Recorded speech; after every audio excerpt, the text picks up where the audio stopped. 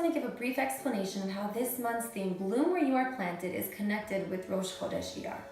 Before we begin, I want to make note that this Rosh Chodesh and Rosh Women's Circle is dedicated for the Refuah Shalima of Simcha Bas Flor. B'ezrat Hashem, she should have a complete recovery and we should only hear good news. In the month of Iyar, it is known as the month of healing and radiance. Aleph Yud Reish, Ani Hashem Rofecha, I am Hashem your healer. And during the month, we were given the man, and the man was the perfect food. It gave complete healing. It gave healing physically, emotionally, it cleared the heart, mentally, it cleared the mind. We literally radiated in health.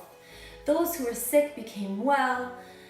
And it was really miraculous beyond. And actually the power of the man is said to still transcend to this current time. So during the month of Iyar, we get this almost this extra boost, so to speak, of healing power, if you want to call it that. So the question is that we just came out of Mitzrayim and, we experienced these incredible open miracles. So much light was brought into the world.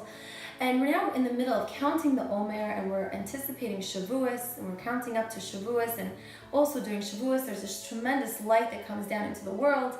And the question is, what are we to be focusing on? So one thing I just want to mention, it's understood that the Rishonim were privy to such open miracles. Why? Well, what is an open miracle? It's unnatural. And the Rishonim basically, they connected with their most inner self, and they would break their outer self. They would break their nature, and they would go in the complete accordance of Hashem's will. They wouldn't go with their desires, but they would go with the will of Hashem. And because it's understood that breaking our nature is so unnatural, that's why they were zocha to see such open miracles. So one of the things we need to focus in, the challenge of this month, is that we draw closer to our most sacred selves and we look to break our nature and fill the will of Hashem. So when we came out of Mitzrayim, we entered Marah, and the water was very bitter. So Hashem instructed Moshe Rabbeinu, throw a tree into the water, and the water became sweet. So we know that water represents life, right? Water is the source of all physical nurture. And that being the case, we have to look at our lives and the challenges that come our way, and the signs that come our way, and the tests and the tribulations and the difficulties. How do we handle them? Do we approach it from a voice of hopelessness and despair? It's beyond me, it's not meant for me, I can't handle it, someone else will take it on, or to ignore it, to deflect, to turn our back to it, pretend it doesn't exist, hope that it will just disappear? Or, which we're supposed to from the voice of bitterness, where we actually absorb the challenge and absorb it, take it in, and then we spit it out and we deal with the making the right choices to sweeten the challenge, to better the situation. So firstly, to understand, how do we absorb our challenges? How can we better take it in?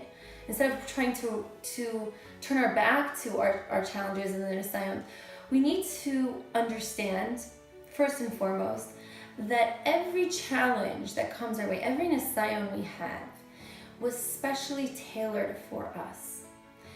It is out of Hashem's goodness. Hashem is pure chesed, and He makes every challenge specific to us. One of the things when we were in the Midbar, we had the first chok given to us, the red heifer. And chokim are the mitzvos that we do not understand. We don't have the information base to understand what the purpose or what the meaning is. And those mitzvos are given to us so that we can understand that there's so much in our life, right? So many times where we will come into challenges where we're not intended to understand. The only thing we need to know is that Hashem gave them to us, tailored to us, specifically to us, to better ourselves, or for whatever reason. They're for us, they're gifts. They are a gift. Even the most difficult things that we come upon, they are a gift for us. So that would be one way of how to better absorb the challenge. And then the question is now, how do we, so once we've absorbed it, now we want to address it. We want to make choices of how to deal with the challenge. So then we would have to really go within. Really go within. Just as a plant roots itself to the ground, we also need to go within to our most sacred self. And what is our most sacred self? Our neshama. And within all of us is this spark of Hashem, right? So how do we emulate the ways of Hashem? What is Hashem? Hashem is kadosh.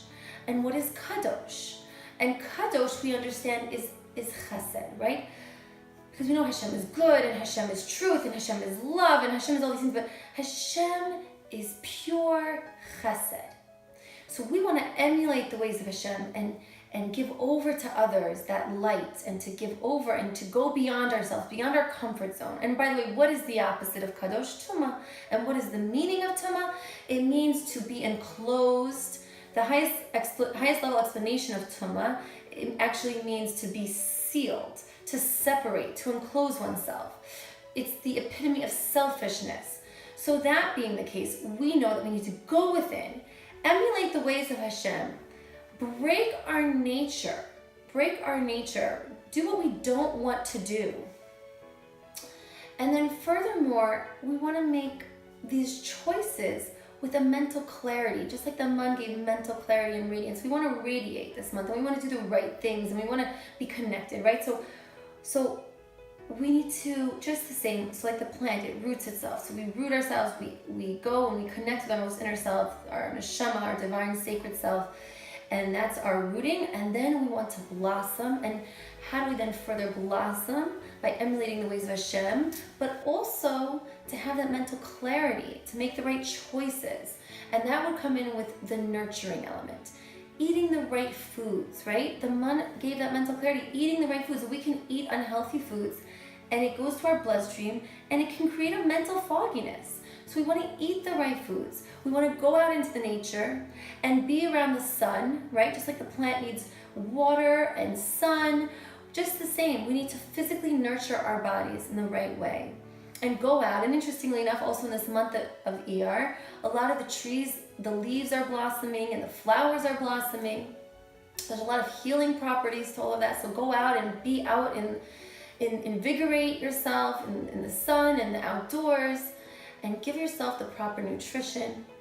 So that being said, our focus really can be to bloom where we are planted, go within ourselves, ground ourselves, and nurture ourselves in the right way, and emulate the ways of Hashem, blossom and bloom. And breaking our nature is miraculous. So it's doing what we don't want to do oftentimes, and going beyond our comfort zone.